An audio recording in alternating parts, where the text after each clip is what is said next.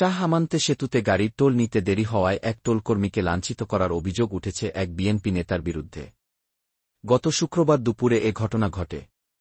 গত রোববার রাতে ওই ঘটনার একটি সিসিটিভি ফুটেজ ছড়িয়ে পড়ার পর বিষয়টি জানাজানি হয়। মুহূর্তের মধ্যেই ভিডিওটি সামাজিক যোগাযোগ মাধ্যমে আলোচনা সমালোচনার ঝড় ওঠে। অভিযুক্ত বিএনপি নেতার নাম নাজমুল মোস্তফা ওরফে আমিন। তিনি লোহাগাড়া উপজেলা বিএনপির আহ্বায়ক।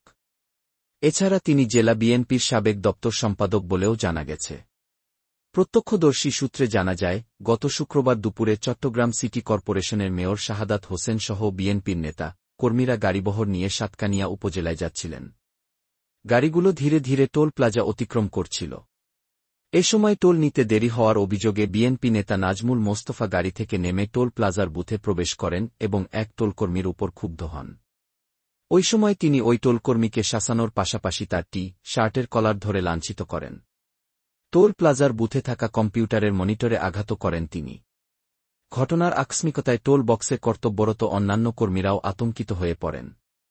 এ সময় কর্তব্যরত আনসার সদস্যরা এগিয়ে আসলে তিনি টোল প্লাজার বুথ থেকে বেরিয়ে যেতে দেখা যায়।